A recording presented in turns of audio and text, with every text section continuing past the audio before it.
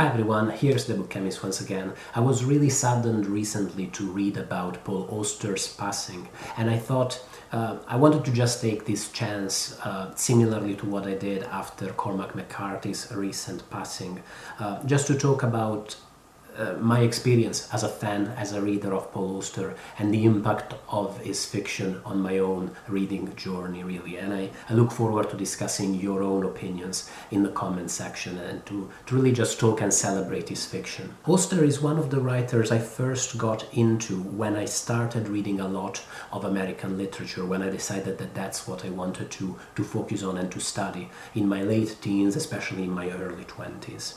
At the time, because American literature really reads very differently from a lot of other literatures from around the world, at least I've always thought the same, a lot of that was flying way over my head, and even writers who would later become, my very favorite writers, people like Jonathan Lethem or Jennifer Egan. At the time, I wasn't really sure what to make of them, but Auster was different. With Auster, I was a fan from the start, and I think part of the reason is that while his books are often quirky, off-kilter and strange, there's also a certain commitment in his books to root these narratives in the characters' emotional, physical life, in the facts, in the concrete facts of their existence.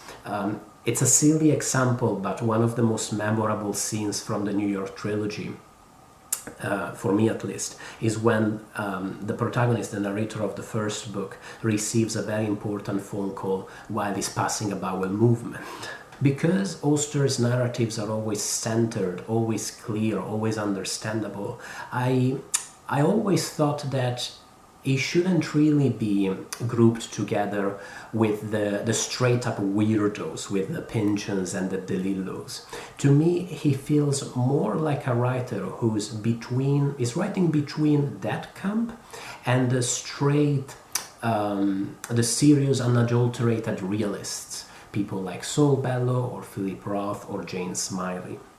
And I tend to like writers that write on the borderline between different genres, different registers, different styles. And I think that's why, it's one of the reasons why I like Auster's fiction so much. I also wonder whether this might be at least part of the reason why Auster is so popular in Europe. It's a bit of a truism I've heard repeated a lot, certainly in the academic world, that Paul Auster is much more highly regarded in Europe than he is in his native US. The European postmoderns, at least a lot of them, people like Umberto Eco, like Ian McEwan, arguably maybe even like Salman Rushdie, are a little bit more forgiving than the American crazies. They walk a bit of the same halfway line as Auster between weirdness and a certain type of grounding realism. They're not Donald Barthelme or John Barth, put it that way. The first novel that really struck me by Auster was In the Country of Last Things, a nightmarish journey in a decayed land that feels at once feverish and disturbing, but also very lucid. It's a very weird combination, and it's a truly unique dystopian novel, if you ask me. The Music of Chance was also a really intriguing book. It packs one of those weird little mysteries that Auster is so good at concocting, at inventing in his novels. The New York trilogy remains his must-read work, if you ask me, the one I would recommend anybody who still hasn't read any Paul Auster novels, and one that I actually appreciated much more upon rereading. It's maybe somewhat of an objection in his general oeuvre. It's definitely the most straightforwardly postmodern, call it experimental novel in his fiction, but certainly worth reading. The Brooklyn Follies would also be another personal favorite of mine, and for what it's worth, it's certainly a novel that influenced my own writing in meaningful ways. Ultimately, I think I struggle slightly to explain exactly what I find so fascinating about Auster's fiction. I think there is a certain balance in his book, once again, between strangeness and ordinariness. that some readers will inevitably find either preposterous or boring. I've certainly encountered a few readers who regard Auster as a second-tier literary writer, if you will.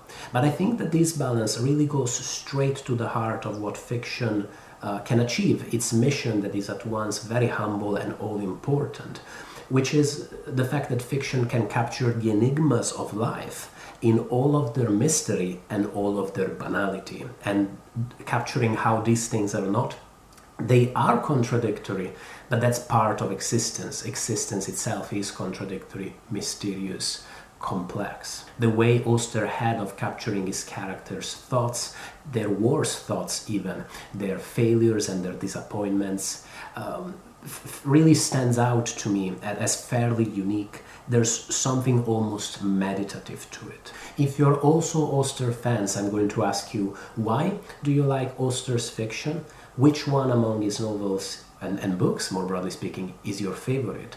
And what did you think of 4321, the one book in his oeuvre that is a bit of an exception because it's quite a brick of a novel in a